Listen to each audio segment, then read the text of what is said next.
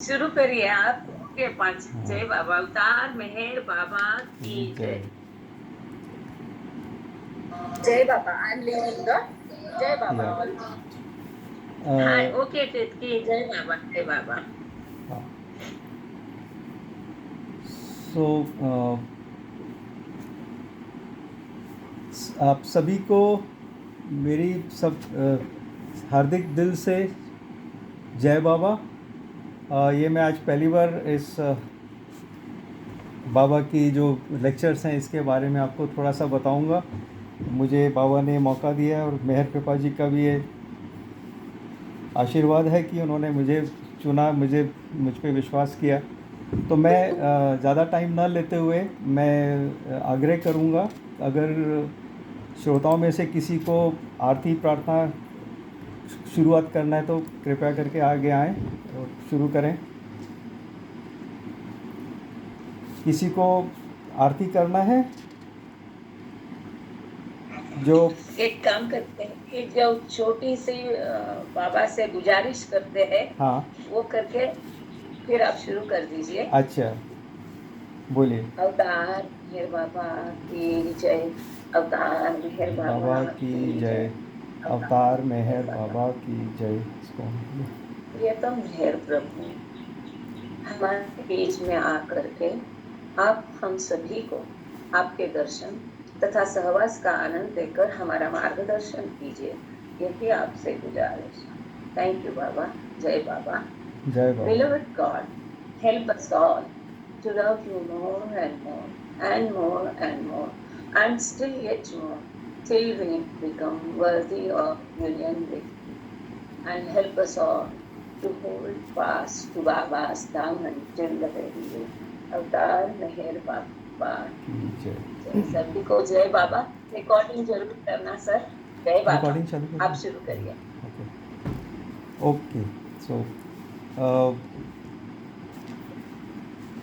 पिछले सप्ताह में हमने ये आकृति 12 के बारे में विस्तार से जाना था, तो मैं उसका छोटा सा विवरण तैयार किया है। तो क्या हमको समझ में आया, जो कि आगे समझाने के लिए काफ़ी सहायता मिलेगा हमको, तो उसको मैं ज़रा शेयर करके एक बार फिर दिखाना चाहता हूँ और उसके साथ मैं आगे शुरू करूँगा।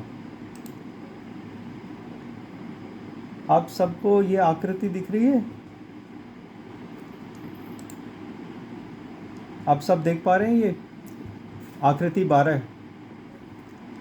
हाँ दिख रहा है सर। जय बाबा। ओके ओके ठीक है। तो इसका मैंने एक सारांश तैयार किया है जो इसी के लीजेंड में भी लिखा है। बहुत संक्षिप्त में एक विवरण है, इसको क्या बाबा ने इनको बताया था। तो यह अब तक की सबसे जटिल लेकिन सबसे विकसित आकृति है, आकृति नंबर 12। इसमें संपूर्ण देवी प्रसंग या परमात्मा के मूल विषय को दर्शाती है ये आकृति नंबर 12। तो इसमें कैसे है कि एक बूंद के रूप में ओम बिंदु से आत्मा की उत्पत्ति होती है, जैसे कि आप देख सकते हैं, जो कि परमात्मा की अचेतन अवस्था, जैसा कि चित्र में नीचे के में अर्धचंद्राकार गोले में दिखाया गया है कि ओम बिंदु से आत्मा लेकर की उत्पत्ति होती है। और यह आत्मा उस ओम बिंदु से लेकर विभिन्न जगतों में होते हुए, जैसा कि हम देखते हैं चित्र में दाएं से बाएं बी, सी और डी में, तो ये आत्मा विभिन्न जगतों से होते हुए उत्क्रांति करती है और अंत में मनुष्य रूप में पुनर्जन्म लेती है, जैसा कि नंबर 7 में देखते हैं पहली बी वाली लाइन में। उसके बाद आत्मा आंतरिक उत्क्रांति करती है, जिसको इन्वॉल्यूशन कहते हैं, और जिसके अंदर वो 7 स्तरों से होती हुई डी से ई तक जाती है, और जब तक उसे आत्मा की अनुभूति परमात्मा की अनुभूति नहीं हो जाती।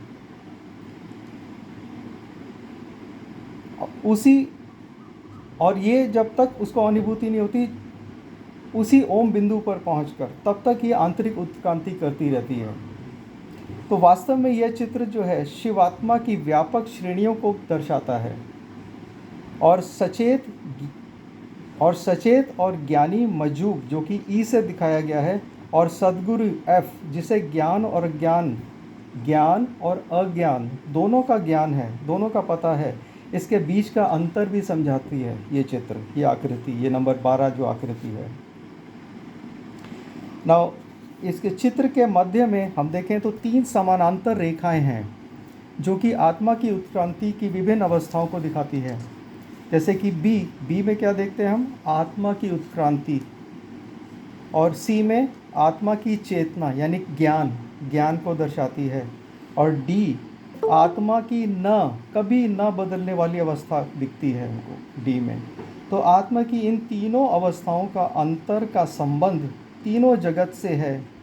ये हमको समझना पड़ेगा कि यहाँ पर जो आत्मा की ये तीनों अवस्थाएं दिखाई गई हैं, इनका अंतर जो आपस में है और इनका संबंध तीनों जगतों से है, जिनको हम स्थूल, सूक्ष्म और असली मूल या मनः शरीर के और मनः जगत के नाम से हम जानते हैं। तो इस चित्र के बारे में एक मेरा पर्सनल और निजी अवलोकन भी है जो मैंने समझा इसको, इस चित्र के बारे में। तो परमात्मा से ही ओम बिंदु की शुरुआत हुई। देखिए आप, जो नीचे अर्धचंद्राकार है, परमात्मा से ही ओम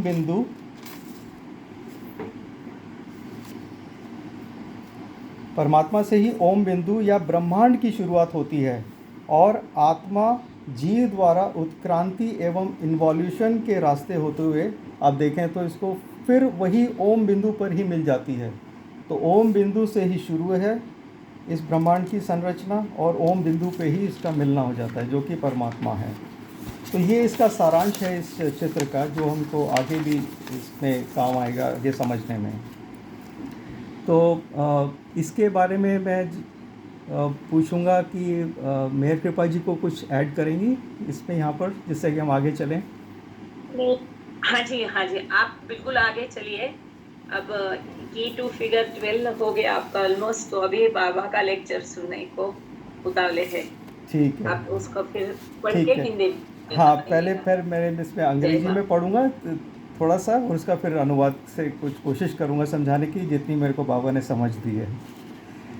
तो अभी मैं इसको शेयर करना बंद करना चाह रहा हूँ। कैसे स्टॉप शेयरिंग है, minimize. Okay, now this will be keep visiting. Okay, ठीक है। सो ये मैं पेज, हाँ, जय बाबा। आकृति का स्क्रीन प्रेजेंटेशन चालू रहने दीजिए, क्योंकि इसी आकृति के बारे में आगे बाबा का लेक्चर है। अच्छा, ओके, ठीक है। आकृति को मैं डिस्प्ले में करता हूँ। हाँ जी।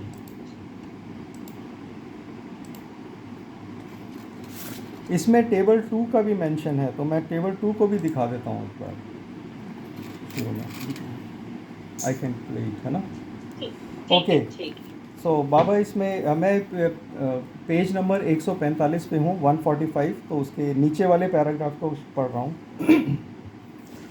So now to begin, with reference to table 2, out of Paramatma, which is listed as 2 in table 2, or Darya, which is 5, at the moment of first movement, one drop, which is Atma, emerges.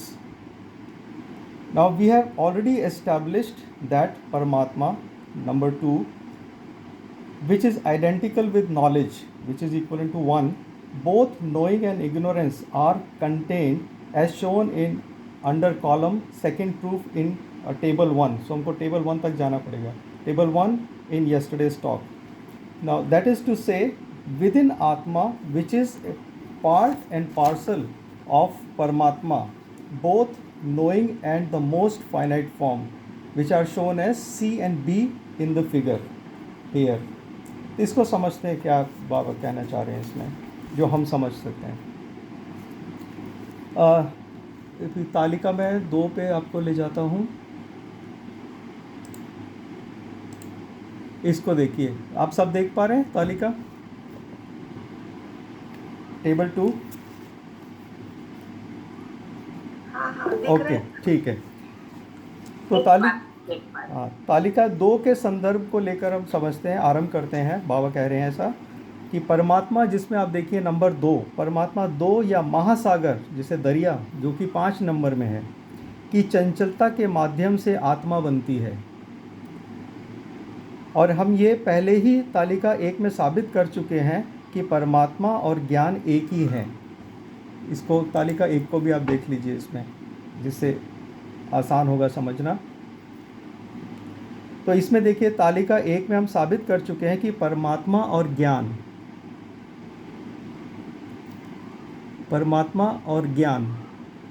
एक ही हैं। जिसमें कि आप पहली में देखिए, अगर पहली रो में, तो God is equivalent to knowledge and which is equivalent to दरिया विच इज ओशन। तो तालिका 2 के संदर्भ को लेकर परमात्मा 2 या महासागर 5 की चंचलता के माध्यम से आत्मा बनती है, और हम ये पहले तालिका 1 में साबित कर चुके हैं कि परमात्मा और ज्ञान एक ही है, जो कि अज्ञानता और ज्ञान दोनों ही रखते हैं। ठीक है। और इस तरह आत्मा जो कि परमात्मा का अंश है के अंदर भी ज्ञानता यानी सी, और अब इसको टेबल को अगली टेबल में जाना होगा, ये इस पिक्चर के हिसाब से ये आकृति इस तरह से आत्मा जो कि परमात्मा का अंश है के अंदर भी ज्ञानता यानी सी, जिसमें कि लिखा है नोइंग, और अज्ञानता या सीमितता जिसको कि मोस्ट फाइनाइट्स के नाम से जानते हैं, जिसको कि बी में दिखाया गया इस चित्र में, दोनों का समावेश है।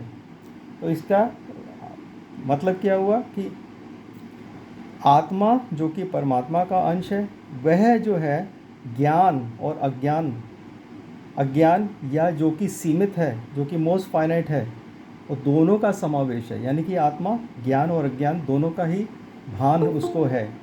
ये ऐसा जैसा हम चित्र 12 के भाग सी और बी में देखते हैं। यहाँ पर अभी तक किसी को कोई शक या कोई डाउट हो तो आप पूछ लीजिए।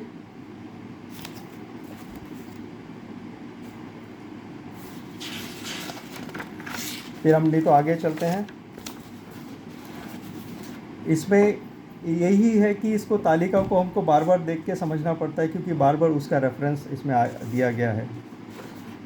अच्छा, अगर किसी को कोई नहीं है तो हम आगे चलते हैं कि इसमें जो है आगे, इन द बिगिनिंग व्हेन दरिया moved, this comprising the very first movement, that is the movement and space or hollowness began to manifest since they were from the first already latent within दरिया।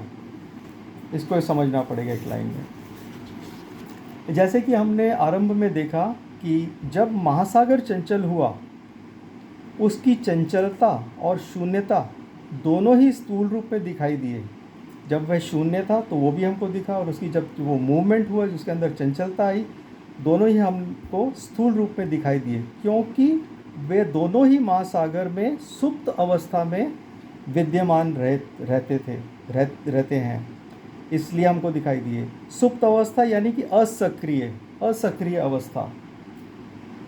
ठीक है, इसको फिर समझते हैं कि जब महासागर चंचल हुआ तो उसकी चंचलता एवं शून्यता दोनों ही स्थूल रूप में दिखाई दिए, क्योंकि वे दोनों ही सुप्त अवस्था में, असक्रिय अवस्था में उसके अंदर विद्यमान थे, उसके अंदर प्रेजेंट थे महासागर में। तो ये इस लाइन का है। आगे पढ़ते हैं इंग्लिश में। When in the very beginning Atma awakens, then what is created? Knowing and the finite form. For Atma is ultimately the same as Paramatma, which is 2, and which is infinite 3, and thus Atma acquires finite form 8 and 10. इसको तालिका को यहाँ पर refer करेंगे हम, तालिका जो number 2 है। इसको अब हिंदी में पढ़ते हैं, देखते हैं कि जब आरंभ में आत्मा सचेत यानी अवेकन होती है, तब क्या बनते हैं? ज्ञान और सीमित अवस्था। जब जैसी आत्मा को सचेतन अवस्था में मिलती है, तब उसको ज्ञान और सीमित अवस्था की उत्पत्ति होती है।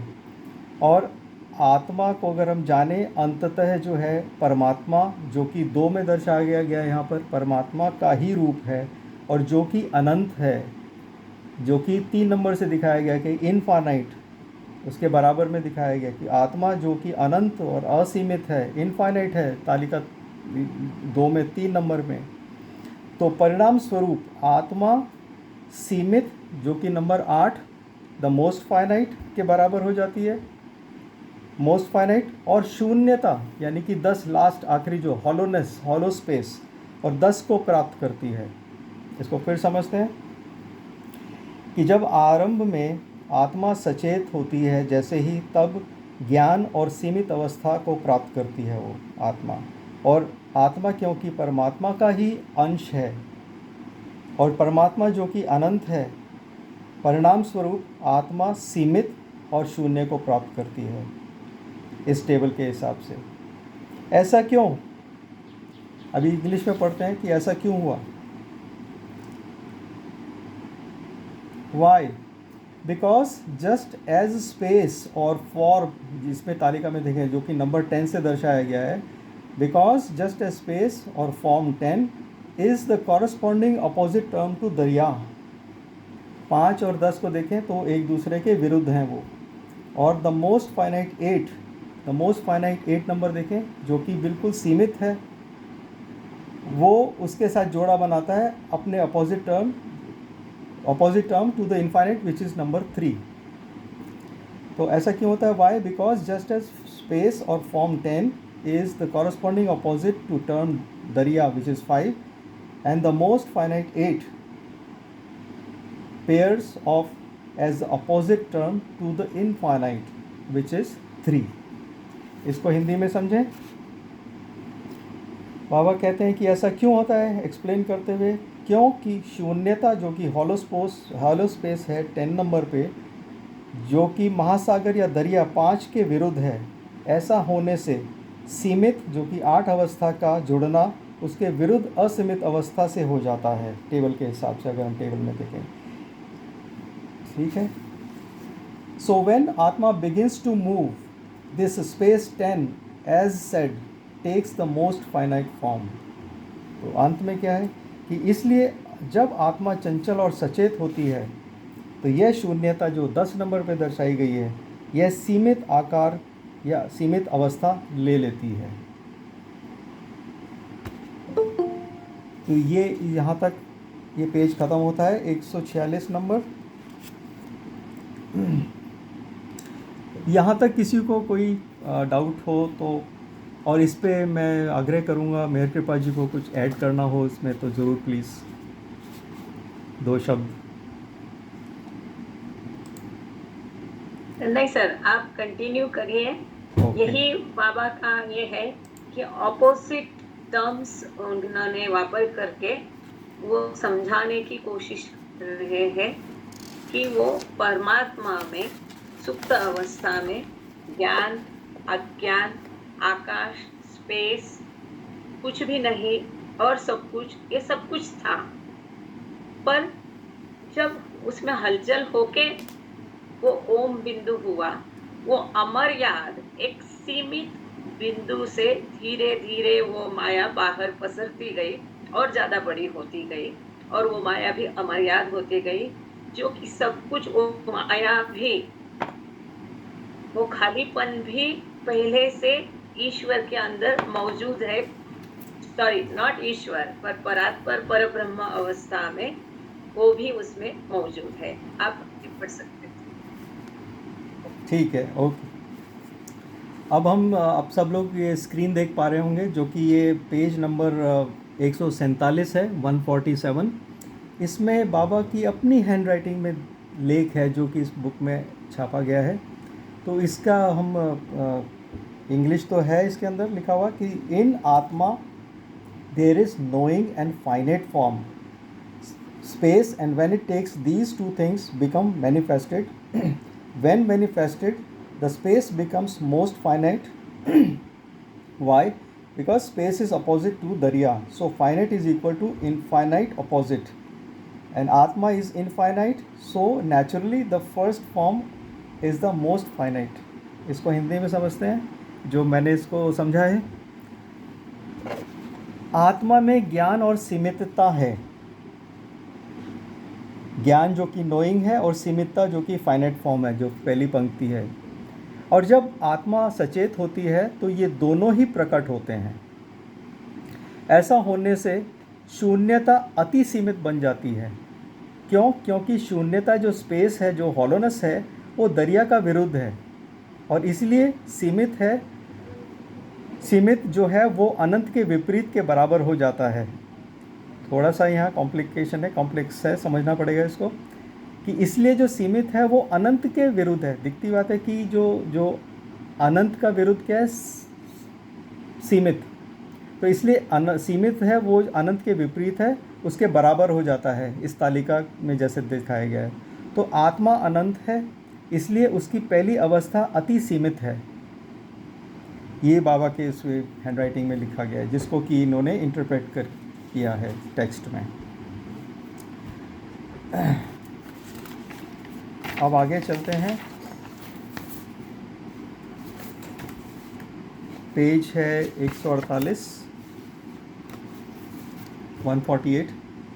इस यहाँ बाबा कहते हैं, so to recapitulate what is manifested in the beginning, infinite Atma contains knowing and most finite form, which is 8 and 10 within itself.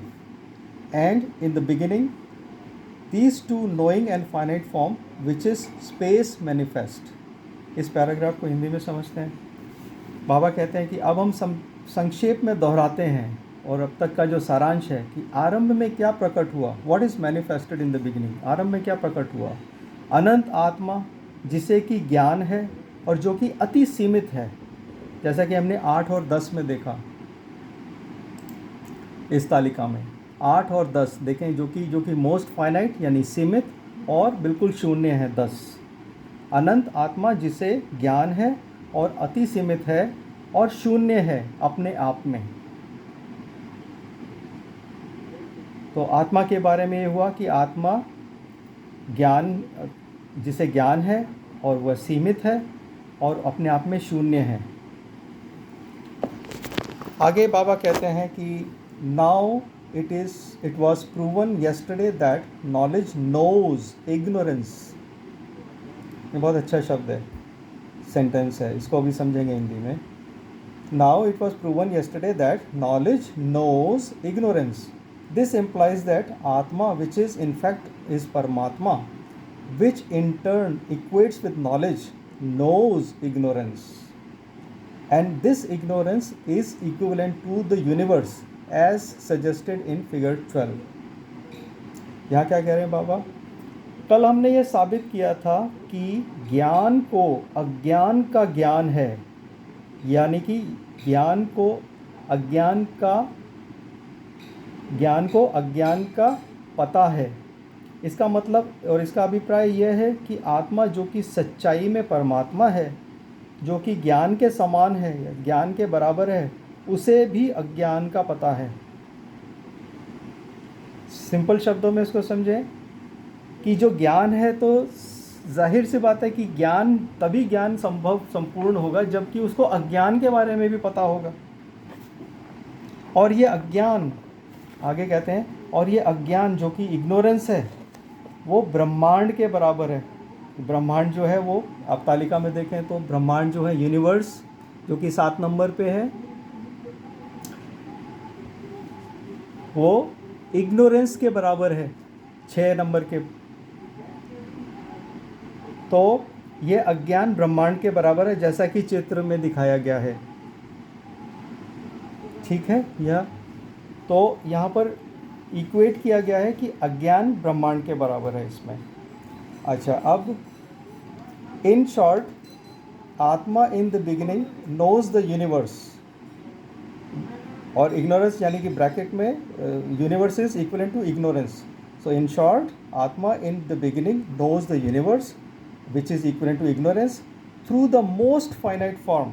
जैसे हमने पहले सीखा था कि ये सीमित है, अति सीमित है आत्मा, जो कि शून्य के बराबर है। फिर पढ़ते हैं इंग्लिश में। In short, atma in the beginning knows the universe और ignorance through the most finite form, and which is the electron. Electron which is the form so finite as to be imperceptible. क्या कह रहे हैं यहाँ पर? इसको फिर मैं शुरू से पढ़ लेता हूँ। कि कल हमने यह साबित किया था कि ज्ञान को अज्ञान का ज्ञान है। इसका मतलब कि आत्मा जो कि सच्चाई में परमात्मा है और जो कि ज्ञान के बराबर है, उसे अज्ञान का भी पता है। और ये अज्ञान जो है, इग्नोरेंस, ब्रह्मांड के बराबर है, जैसा कि चित्र में दिखाया गया। और संक्षेप में कहें तो आत्मा आरंभ में ज्ञान, आत्मा को आरंभ में ज्ञान या ब्रह्मांड का पता है। आत्मा आरंभ में ज्ञान या अज्ञान और ब्रह्मांड का पता है, दोनों का। तो अति सीमित अवस्था के द्वारा जो कि परमाणु इलेक्ट्रॉन है, जो कि ऐसी अवस्था है जो कि अति सूक्ष्म, अप्रत्यक्ष, अदृश्य और अभेद्य है। तो इलेक्ट्रॉन से कंपेयर किया इसको, जो कि अति सूक्ष्म है। तो इसमें है कि आत्मा in the beginning knows the ignorance, knows the universe through the most finite form, and which is the electron. ये तो आत्मा को आरंभ में अज्ञान, और ब्रह्मांड का पता है, और अपनी अति सीमित अवस्था के द्वारा, जो कि अति सीमित अवस्था जो कि कहाँ से शुरू होती है? इलेक्ट्रॉन से, परमाणु से, जो कि ऐसी अवस्था है जो कि असूक्ष्म है और अभेद्य है। ठीक है, अब आखिरी पैरा इस पेज में है। Since this form through which atma sees the universe is indeed most finite, in effect atma sees and experiences the most finite form of the universe. अब जिस अवस्था में आत्मा ब्रह्मांड देखती है, वास्तव में अति सीमित, मोस्ट फाइनाइट होती है। इस प्रभाव में आत्मा ब्रह्मांड की अति सीमितता अवस्था को देखती और अनुभव करती है। अब इसको कैसे एक सिमिली से समझाया है श्री ने। आई थिंक श्री जो है बाबा के लिए रेफर किया गया है कि इस समय पर एक बहुत सुंदर उपमा सिमिली देते हैं कि एक व्यक्ति की जो कि एक जलता हुआ दीपक देखता है और एक गत्ते में बने हुए बहुत ही छोटे छिद्र से, और वे समझाते हैं कि जितने छोटे छिद्र से देखेंगे वस्तु या दीपक उतना ही छोटा दिखता है, और अगर छिद्र छोटा है तो वस्तु भी छोटी दिखाई देती है, और अगर छिद्र बड़ा है तो वस्तु भी बड़ी दिखाई देती है। तो ये आत्मा के साथ भी ऐसा होगा।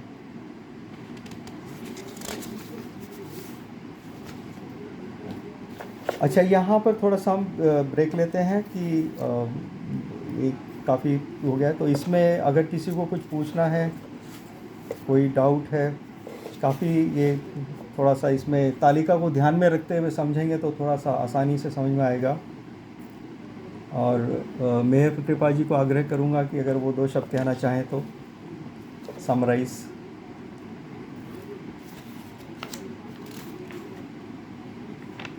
जी जी, एक मिनट, मुझे पेज खोलने दीजिए थोड़ा। हाँ। वो बाबा ने जो लिखा है ना, वो वाला हालांकि गला नहीं काम कर रहा है, लेकिन कोई बात नहीं, आप जितना भी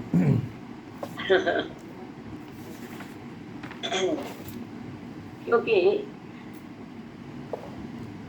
am I audible? Yes. Sorry, ये जो बाबा की हैंड राइटिंग में है, इसमें पूरा सार आ गया इस चीज का, ऐसा मैं मानती हूँ। ये जो ऑपोजिट टर्म्स बाबा ने बताए, तालिका, आपकी हिंदी बड़ी अच्छी है, आप बहुत अच्छे से समझा रहे हैं हिंदी में सर। तो ये जो बाबा ने टेबल या आकृति के द्वारा बाबा समझाने की कोशिश कर रहे हैं या समझाने की कोशिश कर रहे हैं, जैसा कि हम गॉड स्पीक्स में भी इसको देखते हैं कि जो 7 लेयर्स कर्टन जो है, 7 घड़ियांचा पर्दा, तो इसमें इस बात को एक छोटे से पैराग्राफ में बाबा ने अच्छे से समझाया है। पर यहाँ पर चूंकि बाबा ये टीनेजर्स को समझा रहे हैं, तो उनको समझने के लिए बाबा ने ये विरुद्धार्थी संज्ञा का उपयोग किया है। जैसे ज्ञान, उसका विरुद्धार्थी अज्ञान। तो ये सृष्टि दिखती है फिर भी खोखली कैसी है, ये बाबा ने वहाँ पर प्रमाणित किया है, सिद्ध किया है इन विरुद्धार्थी शब्दों का सहारा लेके, उसके माध्यम से। जी बिल्कुल तो हाँ, और यहाँ पर बाबा का यही कहना है कि सही कहा। आत्मा जो है ये वास्तव में, जैसे कि हम जानते हैं कि परमात्मा का स्वरूप है, तो परमात्मा में ज्ञान है, अज्ञान भी है, परमात्मा में सीमितता है, असीमितता भी है।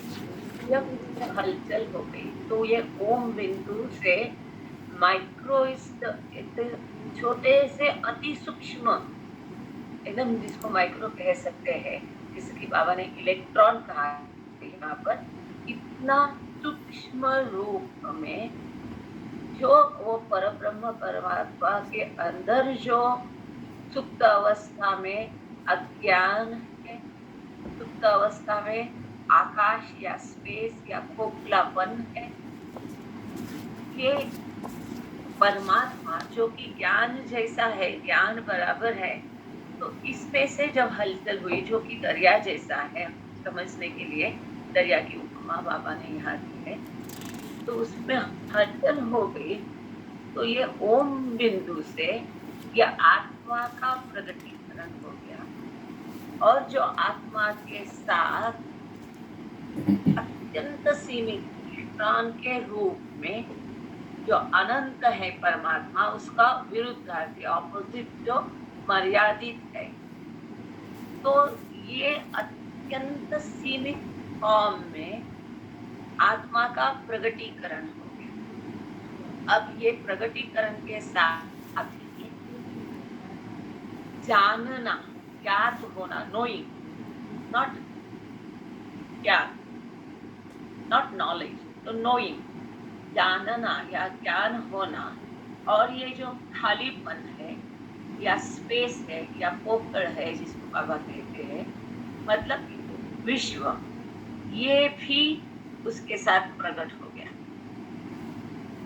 जब वो जागृत हो गया अपनी गहरी नींद से, परमात्मा जब जागृत हो गया, तब उसकी जागृत अवस्था में अत्यंत फॉर्म में, सीमित रूप में आत्मा का प्रगटीकरण हो गया, और ये दो चीजें भी इसके साथ प्रकट हो गई, जैसे कि स्पेस मतलब विश्व है, और जानना है।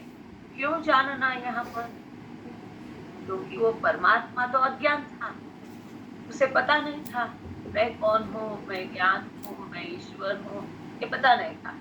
अब यहाँ जानना हो गया, ज्ञान नहीं है, नोइंग। क्यों? क्योंकि अत्यंत सीमित फॉर्म में उसका नॉलेज जो है, ज्ञान भी अत्यंत सीमित है, क्योंकि उसकी चेतना अत्यंत सीमित है। इसके कारण वो अपने आप को मैं हवा हूँ, मैं क्या हूँ, मैं पानी हूँ, मैं पत्थर हूँ, ऐसा उसका भ्रामक ज्ञान हुआ है। इसीलिए यहाँ पर बाबा कहते हैं कि उसका नोइंग भी वहां पर प्रकट हो गया, और स्पेस जो है, खालीपन है या आकाश है, इसका भी प्रकटीकरण हो गया। तो आगे चल के बाबा जैसा कहते हैं कि ये माया भी परमात्मा में पहले से सुप्त अवस्था में थी, स्क्रीन शेयरिंग हटाना चाहता माया हूँ, भी हटा दोगे तो है हेवी टेबल से हटा दूंगा कि बाद में, वो कैसे करना है वो सुप्त बता अवस्था दूंगा, में क्रॉस करना है बस ये परमात्मा में थी।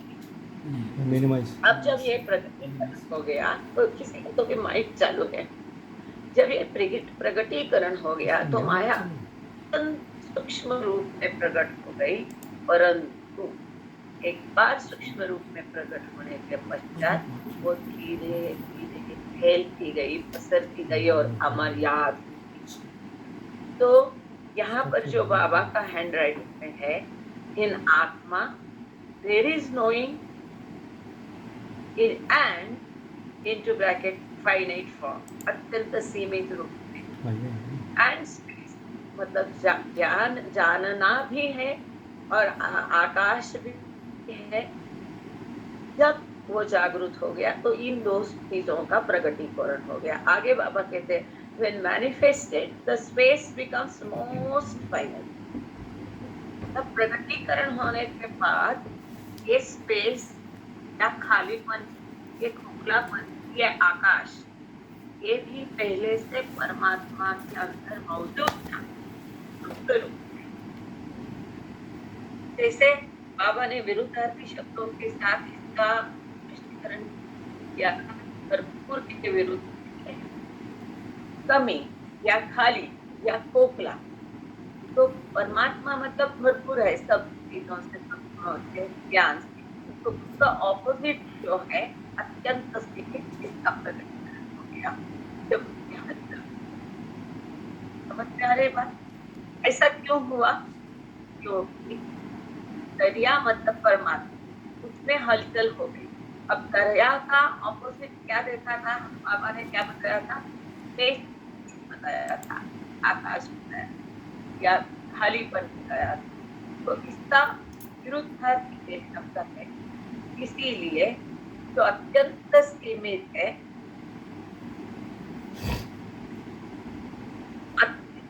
अमर्याद के विरुद्ध है।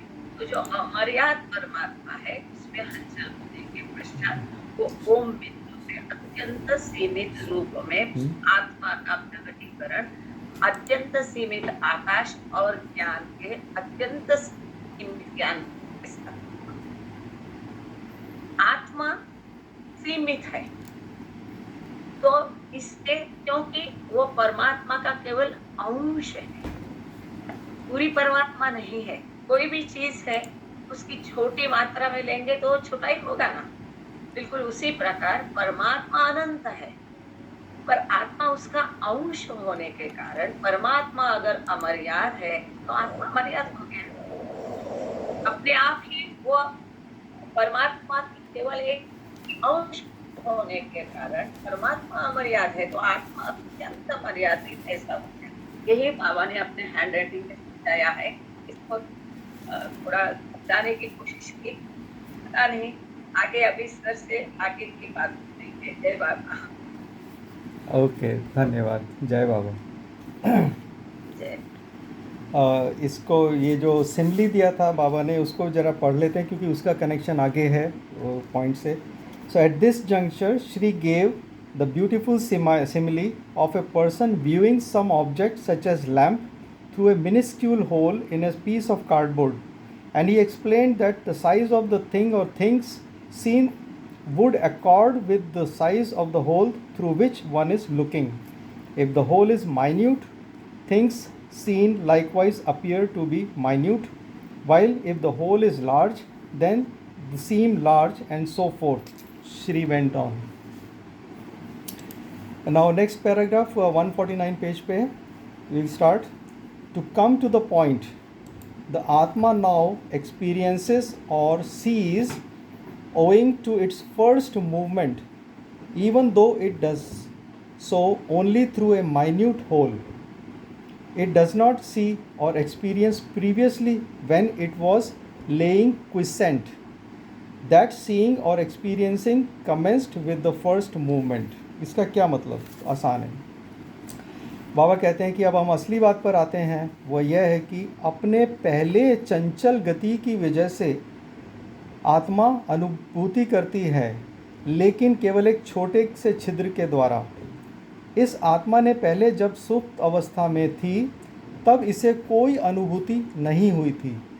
आत्मा की अनुभूति या एक्सपीरियंस केवल अपने पहले चंचल गति के साथ ही आरंभ हुई। ये समझना पड़ेगा, ठीक है? तो अपने पहले चंचल गति की वजह से आत्मा अनुभव करती है, और आत्मा पहले जब सुप्त अवस्था में थी तब उसे कोई अनुभूति नहीं थी, और आत्मा की अनुभूति या उसको जो एक्सपीरियंस केवल अपने चंचल गति के साथ ही आरंभ होती है, उसके पहले नहीं।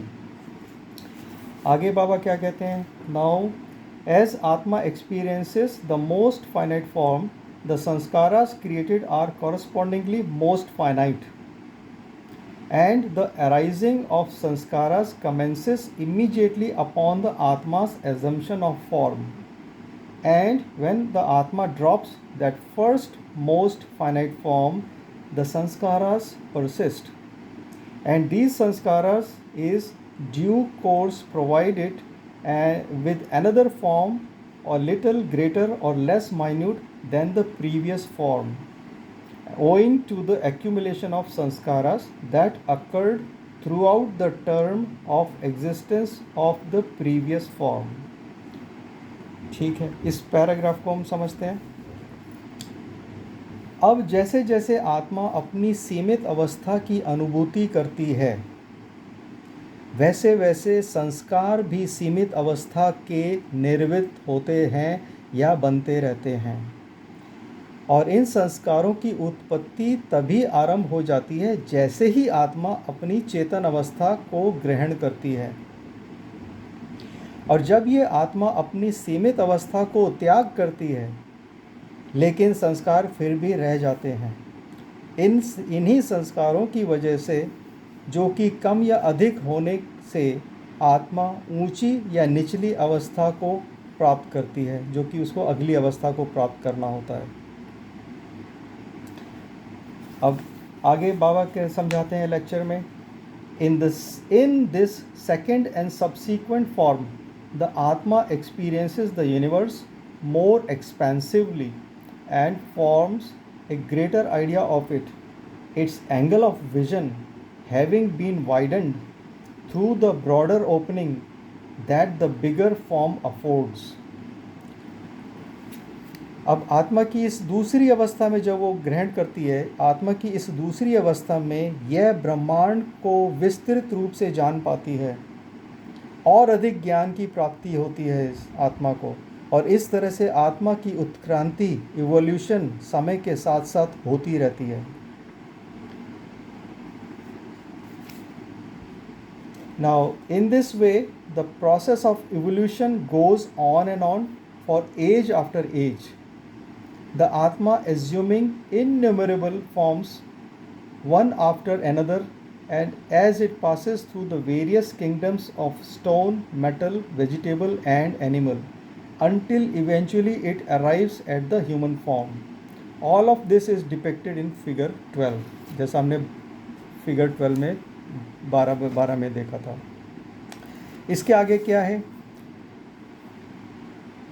इस तरह से आत्मा की उत्क्रांति, इवोल्यूशन समय के साथ साथ होती रहती है। आत्मा विभिन्न या तरह तरह के स्वरूप से गुजरती है, एक के बाद एक, और ये आत्मा विभिन्न स्वरूपों से गुजरती है, जैसे कि पत्थर, धातु, शाक, पशु, और जब तक मनुष्य अवस्था में नहीं पहुंच जाती। और यही सब चित्र नंबर 12 में दर्शाया गया है।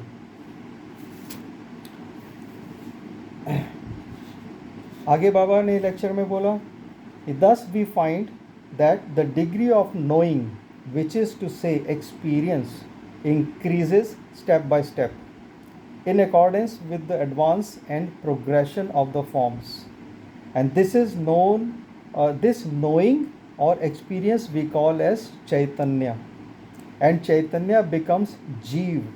In human form, this Jeev knows and experiences the universe fully and completely. इसका क्या माने हैं? इस प्रकार हमें यह पता चलता है कि ज्ञान की मात्रा या अनुभव एक स्तर से दूसरे स्तर पर बढ़ता जाता है आत्मा का, और जो कि अवस्थाओं के अनुसार उन्नति और प्रगति करती रहती है। इस ज्ञान और अनुभव को ही चेतना कहते हैं। यह चेतना ही जीव बनती है। मनुष्य रूप में यह चेतना ब्रह्मांड को पूर्ण रूप से जान जाती है या जानती है और उसका अनुभव करती है। बाबा ने इसको समझाया। ये बहुत इम्पोर्टेंट है, इसको हिंदी में एक बार फिर से पढ़ते हैं। तो इस प्रकार हमें यह पता चलता है कि ज्ञान की मात्रा जो है, आत्मा के लिए ज्ञान की मात्रा या उसके अनुभव एक स्तर से दूसरे स्तर पर बढ़ते जाते हैं, और जो कि अवस्थाओं के अनुसार उन्नति और प्रगति करती है आत्मा। और इस ज्ञान और अनुभव को ही चेतना कहते हैं। जो आत्मा को ज्ञान मिलता है और जो उसको अनुभव, उसको चेतना कहते हैं। और यह चेतना ही आगे चल के जीव बनती है, और मनुष्य रूप में यह चेतना ब्रह्मांड को पूर्ण रूप से जान पाती है और उसका अनुभव करती है।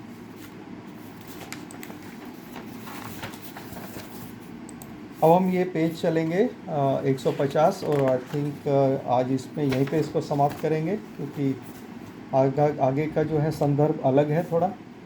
तो 150 नंबर पेज बाबा कहते हैं, now it must always be borne in mind that the atma itself throughout these different forms and experiences remains the same, whether the form in which it finds itself as atom, stone, metal, vegetable, animal or human. And when the Atma knows the universe fully in the human form, इससे पहले का हिंदी में समझ लेते हैं कि now it must always be borne in mind that the Atma itself throughout these different forms and experiences remains the same, whether the form in which it finds itself is atom, stone, metal, vegetable, animal or human. कहने का मतलब यह है कि हमको इस बात को अच्छी तरह से समझ लेना चाहिए कि आत्मा वही रहती है, चाहे वह भिन्न भिन्न अवस्थाओं से गुजरे या अनुभव करे या संस्कारों में वृद्धि करे, चाहे वह जिस भी अवस्था जैसे कि अणु, पत्थर, धातु, शाक, पशु या मनुष्य में अपने आप को पाए, लेकिन वह आत्मा नहीं बदलती है। आत्मा ओरिजिनली वैसे ही रहती है, केवल उसकी अवस्थाओं को अलग अलग से ग्रहण करती है वो। आगे कहते हैं बाबा कि when the Atma knows the universe fully in the human form, it need not assume any other form beyond this. बहुत अच्छा है। In other words, there is no further form for the Atma henceforth for its journey or on its journey. जब आत्मा मनुष्य रूप में ब्रह्मांड को पूर्ण रूप से जान लेती है, इसके बाद और कोई अवस्था नहीं रह जाती जिसको उसको गुजरना पड़े। दूसरे शब्दों में ये कहें कि आत्मा के लिए इसके आगे कोई यात्रा नहीं है, मनुष्य तक आके सीमित हो जाती है। उसके बाद उसकी आंतरिक उत्पत्ति, आंतरिक उत्क्रांति शुरू हो जाती है। तो बहुत अच्छा ये सेंटेंस बाबा ने बहुत समझाया, बहुत ही प्यारा है। जब आत्मा मनुष्य रूप में ब्रह्मांड को पूर्ण रूप से जान लेती है, इसके बाद उससे किसी और अवस्था में नहीं गुजरना पड़ता। दूसरे शब्दों में कहें तो आत्मा के लिए इसके आगे कोई यात्रा नहीं है, मनुष्य रूप के आगे। Then Baba says, what all this means is that knowing or experience in the human form has achieved its full and complete development. For in the human form, the infinite Atma gained infinite knowledge of ignorance, which is the universe. Right?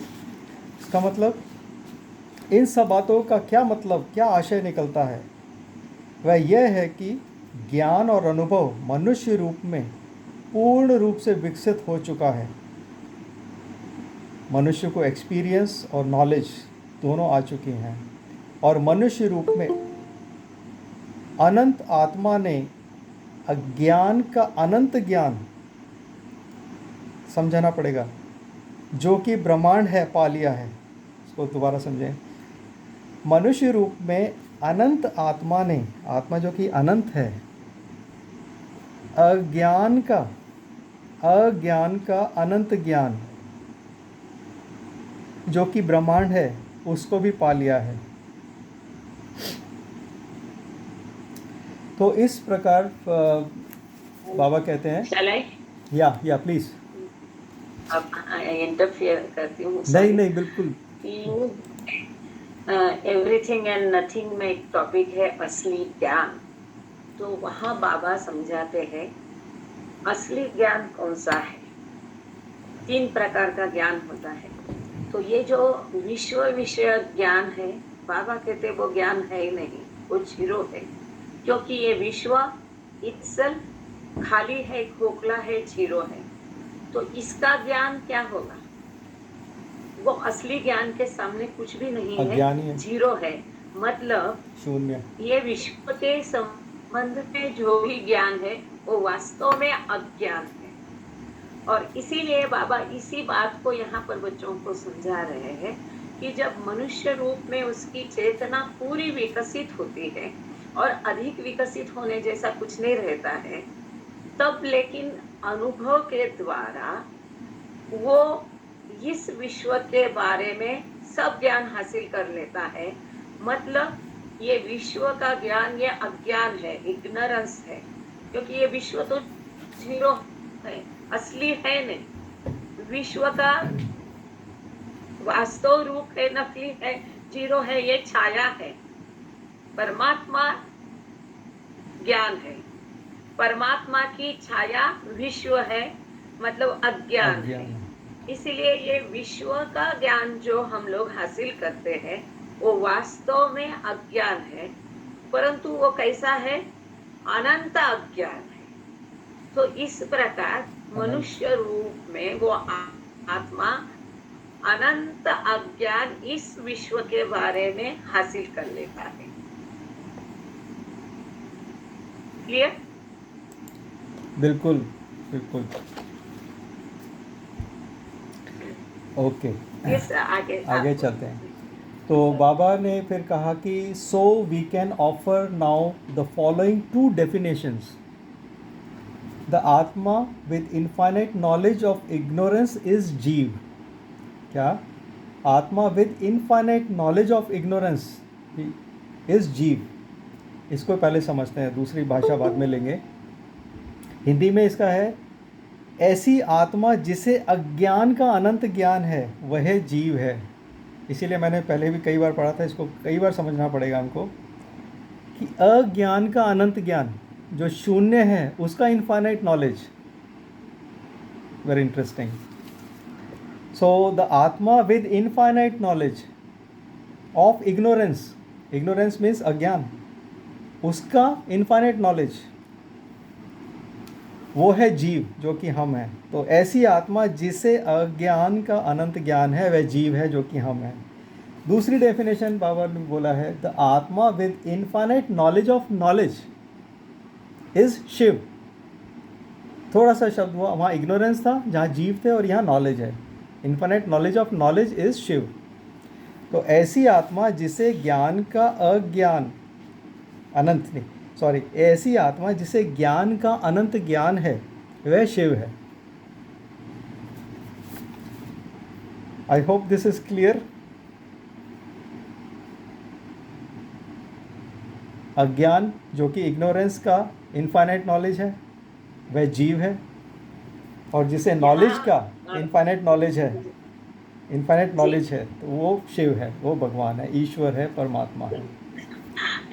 यहाँ बाबा जीवात्मा और शिवात्मा के बारे में समझा रहे हैं। हम लोगों का ज्ञान वास्तव ज्ञान नहीं, ये दुनिया खोखली है तो हमारा ज्ञान भी खोखला है, मतलब अज्ञान है। अज्ञान क्यों है? हमें अज्ञान का अनंत ज्ञान है जब बाबा बोल रहे हैं। क्यों ऐसा? क्योंकि मैं मतलब गोहिल सर हूँ, मैं मतलब मेहर कृपा हूँ, मैं मतलब श्वेतांबरी हूँ, या जब हम पशु रूप में होते, जो कि बाबा ने पहले समझाया, या आकृति 12 में ये 3 DCB समझाया, तो इसमें जिस रूप में हम है जीव होता है, उसी रूप को वो जीव अपना स्वयं समझता है, जबकि वो वास्तव नहीं है। वो आप गोहिल सर नहीं है, आप ईश्वर है, परंतु आपको इसका अनुभव नहीं है। इसीलिए हम जो अपने आप को समझते हैं कि मैं मतलब ये शरीर हूँ, ये अज्ञान है। ये अज्ञान का हमको भरपूर ज्ञान होता है, इसीलिए कहा है कि हमें अज्ञान का भरपूर ज्ञान है, इग्नोरेंस का इन्फिनिट नॉलेज है, क्योंकि इस संसार का या हमारी भ्रामक कल्पना अपने बारे में है। अपने स्वस्वरूप को हम अच्छी तरह से जान नहीं पाए, और जब तक हम स्वस्वरूप असली ज्ञान को नहीं जानते, तब तक का सब जो कुछ है वो अज्ञान है। इसलिए ये जीवात्मा है जो अज्ञान में है। लेकिन शिवात्मा कौन है? वो मनुष्य जो मनुष्य देह में ही सत्य का संपूर्ण ज्ञान की प्राप्ति करता है, जो असली ज्ञान है, और उसे अनुभव होता है कि मैं ही ईश्वर हूँ। That is called god realisation. तो ये ज्ञान का संपूर्ण ज्ञान जिसे होता है वो होता है शिवात्मा, मतलब परफेक्ट मास्टर या सद्गुरु। ये सर आगे। जय बाबा। बहुत अच्छा लगा आपको सुन के, आपकी आवाज़ भी ठीक हो रही है, बाबा ठीक कर रहे हैं आपको। Thank you. अब ये आखिरी और अंतिम पैराग्राफ है। ये बाबा जो बोलते हैं, कहते हैं, remember again that atma throughout remains as it always was. Remember again the atma throughout remains as it was always. आगे कहते हैं मजाक में, you chaps who have infinite knowledge of universe which is to say of ignorance are in the state of Jeev, while this chap who was infinite knowledge of knowledge is Shiv. तो जब बाबा ये कहते हैं while this chap, वो अपने लिए address कर रहे हैं उनको, तो इसका क्या मतलब है, क्या कह रहे हैं कि रिमेंबर अगेन, दोबारा याद रखें कि आत्मा सदैव व लगातार वैसी ही रहती है जैसी आरंभ में होती है, बदलती नहीं है। तुम लोग जिन्हें इस ब्रह्मांड की ब्रह्मांड का अनंत ज्ञान है, जो कि वास्तव में अज्ञान है, तुम लोग जीव रूप में हो। ठीक है, तुम लोग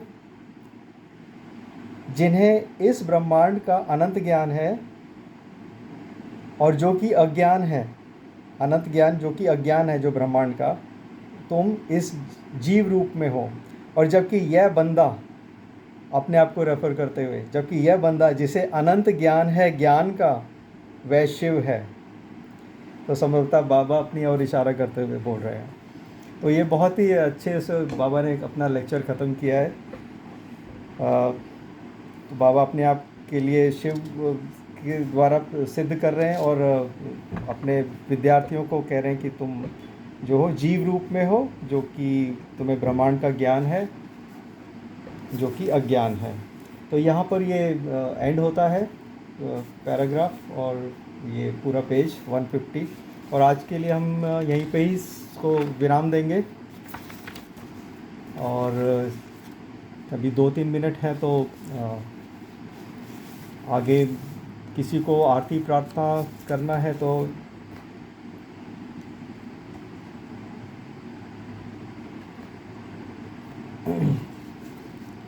कोई श्रोता या कोई श्रोताओं में से करना चाहेंगे तो।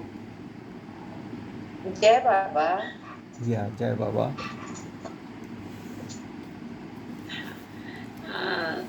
प्रार्थना कोई एक कर ले, और श्वेतांबरी आप आरती कर लेना। उसके पहले हाँ, यहाँ पर एक जो रेफरेंस था कि आत्मा चाहे वो किसी भी योनि घूमे, स्त्री हो, पुरुष हो, पशु हो, वनस्पति हो, वो जो आकृति 12 में दिखाया है BCD, तो जो D है वो है कि आत्मा कभी भी बदलती नहीं है। उसके रूप जो है, जिस माध्यम से वो अनुभव लेती है, संस्कार इकट्ठे करती है और अपनी चेतना को धीरे धीरे विकसित करती है, और अधिक अनुभव और अधिक ज्ञान के साथ उसकी चेतना धीरे धीरे विकसित होकर वो मनुष्य योनि में पूरी विकसित होती है। ऐसा बाबा को वहाँ कहना था, जहाँ आपने कहा कि ये क्या है। तो ये जो BC और D है, वहाँ पर बाबा यही D में बताते हैं कि आत्मा वही अमर है। जो भी रूप बदलते हैं, जो संस्कार जमा होते हैं, उसके मनुष्य शरीर में जमा होते हैं। और चेतना के बारे में बाबा ने वहाँ कहा है, खाली वो नॉलेज मतलब चेतना, ऐसा बाबा ने वहाँ पर कहा है। तो यही है कि अनुभवों के द्वारा जो ज्ञान वो प्राप्त करती है, उसके द्वारा उसकी चेतना धीरे धीरे विकसित होकर मनुष्य रूप में वो पूरी विकसित होती है। और चेतना का विकास होने के लिए कुछ भी नहीं बचता है। और चेतना का पूर्ण विकास होने के पश्चात वास्तव में उस आत्मा ने स्वयं के स्वस्वरूप को जानना चाहिए कि मैं ईश्वर हूँ, परंतु ऐसा नहीं होता है। उसका कारण भी बाबा ने वहाँ दिया है कि जो संस्कार है वो धीरे धीरे बढ़ते जाते हैं और आगे का जन्म लेते हैं पिछले संस्कार खत्म करने के लिए। फिर ये जन्म के संस्कार बचते हैं, ये जन्म के संस्कार बचते हैं, तो और आगे का जन्म हो जाता है। इस प्रकार से ये संस्कार कभी खत्म नहीं होते हैं। और इसीलिए आगे बाबा कहते हैं कि उसके लिए दूसरे टॉपिक में बाबा ने बताया कि सद्गुरु की सहायता की आवश्यकता होती है संस्कार खत्म करने के लिए। तो मैं बहुत आभार प्रकट करती हूँ अरुण गोयल सर का। बहुत अच्छा पढ़ा आपने सर, इंग्लिश भी जय उसका, बाबा। हिंदी भी सुंदर हिंदी आपने मस्त हिंदी में अच्छा लगा आपका लेक्चर, और आपका बहुत बहुत आभार। तो जय बाबा। आज प्रार्थना के लिए कोई ने किसी ने कहा था यहाँ पर, वो प्रार्थना आप कर सकते हैं। अवतार मेहर बाबा बाबा की की जय। जय। Thank you Baba, thank you all. हाँ जी, जी सर। अवतार मेहर बाबा की जय। आज आदरणीय सर के द्वारा बहुत अच्छे से समझाया गया और बहुत अच्छे से समझ में भी आया। बाबा को थैंक यू और पूरे ग्रुप को थैंक यू जो बाबा के इन लेक्चरों को सुन रहे हैं और समझ भी रहे हैं, और अच्छे से समझ में भी आ रहा है क्योंकि इतने अच्छे से समझाया जाता है। अवतार मेहर बाबा की जय।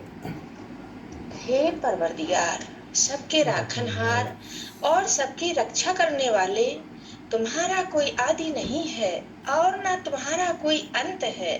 तुम अद्वैत हो, तुम तुलना से परे हो और तुम्हारा पार कोई नहीं पा सकता है। तुम्हारा कोई रंग और रूप नहीं है, तुम आविर्भाव से रहित हो और तुम गुणातीत हो। तुम अपार हो और अगाध हो, कल्पना और धारणा से परे हो, शाश्वत और अनश्वर हो। तुम अखंड हो और दिव्य नेत्रों के सिवाय और किसी भी प्रकार से तुम्हें कोई नहीं देख सकता है। तुम्हारा अस्तित्व सदैव था, तुम सदैव रहते हो और तुम सदैव रहोगे। तुम सर्वत्र हो, तुम हर वस्तु में हो और तुम हर जगह से परे तथा हर वस्तु से परे भी हो। तुम आकाश में हो और पाताल में हो, तुम व्यक्त हो और अव्यक्त हो। तुम सब लोकों पर हो और समस्त लोकों से परे हो। तुम तीनों भवनों में हो और तीनों भवनों से परे भी हो। तुम अगोचर हो और स्वतंत्र हो। तुम सृष्टि के रचने वाले हो, स्वामियों के स्वामी हो, समस्त मनों और हृदयों के ज्ञाता हो। तुम सर्वशक्तिमान हो और सर्वव्यापी हो। तुम अनंत ज्ञान हो, अनंत शक्ति हो और अनंत आनंद हो। तुम ज्ञान के महासागर हो, सर्वज्ञ हो, अनंत ज्ञान रखने वाले हो। तुम भूत, वर्तमान और भविष्य के ज्ञाता हो और तुम स्वयं ज्ञान हो। तुम पूर्ण दयामय हो और सतत परहितकारी हो। तुम आत्माओं की आत्मा हो और अनंत गुणों से संपन्न एक परमात्मा हो। तुम सत्य ज्ञान और परमानंद की त्रिमूर्ति हो। तुम सत्य के मूल हो, प्रेम के महासागर हो। तुम सनातन सत्ता हो, ऊंचों में सबसे ऊंचे हो।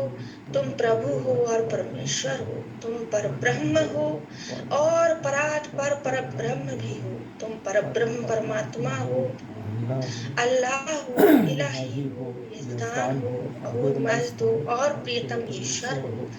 तुम्हारा नाम एजद अर्थात एक में पूज्य है।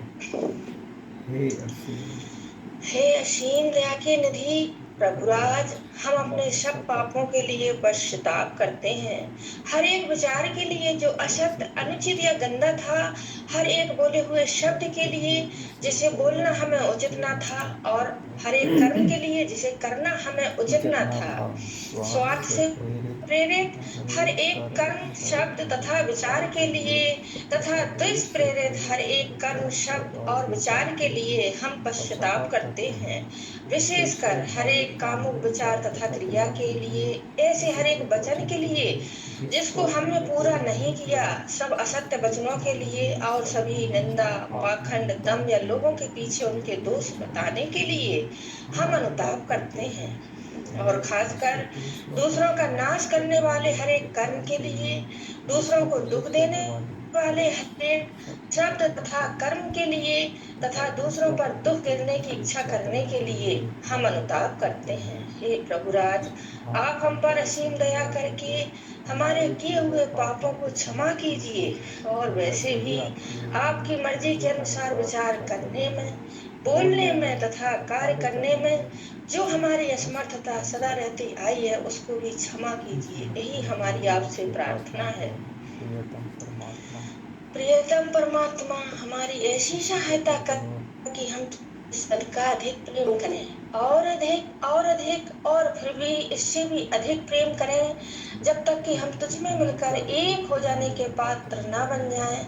और तू हम सबकी ऐसी सहायता कर कि अंत तक बाबा का दामन दृढ़ता से पकड़े रहें। अवतार मेहर बाबा की जय, अवतार मेहर बाबा की जय, अवतार मेहर बाबा की जय। थैंक यू बाबा। अवतार मेहर बाबा की जय। हुआ लहर से ही है जिसकी सृष्टि का निर्माण, उसकी दैवी अनंतता का कैसे हो आदि सचेतन शांति निकेतन, आदि सचेतन शांति निकेतन।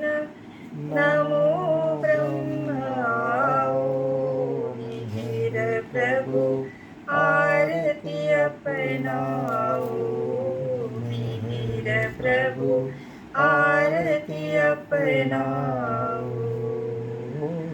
प्रेम दीप में ये जलाओ, प्रेम दीप में ये जलाओ।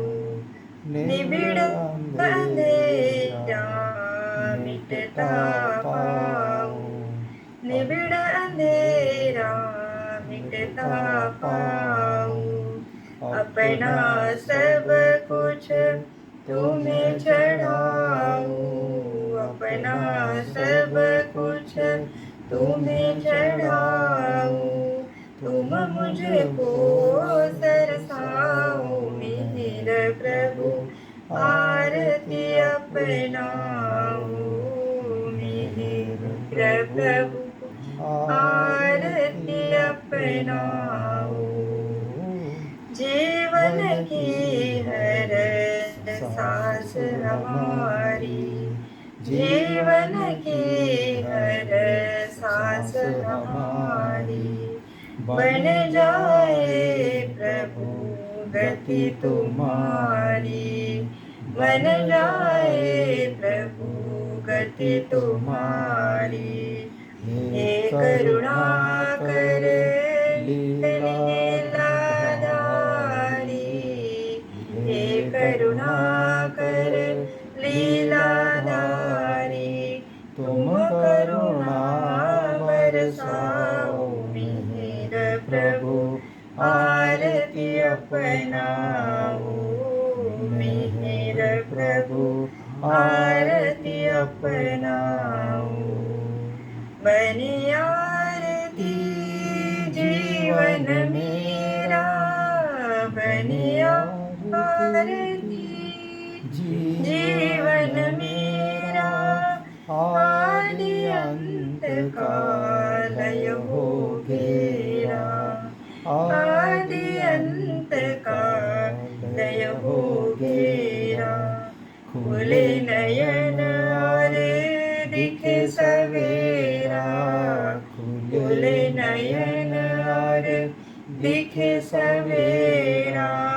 तुम मुझ में छा जाओ मिहिर प्रभु, आरती अपनाओ मिहिर प्रभु, आरती अपनाओ। आदि सचेतन शांति निकेतन, आदि सचेतन शांति निकेतन। नमो ब्रह्म आओ मिहिर प्रभु, आरती अपनाओ मिहिर प्रभु, आरती अपनाओ। अवतार मेहर बाबा की जय, अवतार मेहर बाबा की जय, अवतार मेहर बाबा की जय, प्रियतम मेहर प्रभु की जय। जय बाबा। जय बाबा। बहुत बढ़िया प्रार्थना बहुत बढ़िया आरती और सर का तो लेक्चर भी बढ़िया हुआ। थैंक यू थैंक सबको। यू।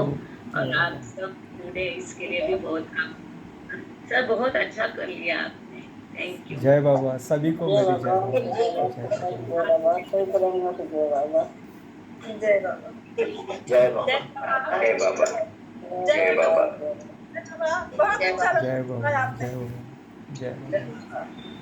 जय बाबा। जय बाबा, सरदार मेहर बाबा, जय बाबा, जय बाबा। जय बाबा। जय सबको बाबा। जय जय। मेरा त्रिपाठी आपका स्वास्थ्य सही नहीं है क्या? साल हाल हो रहे हैं। जय बाबा। हाँ जी। नहीं नहीं यहाँ और गला बैठ गया।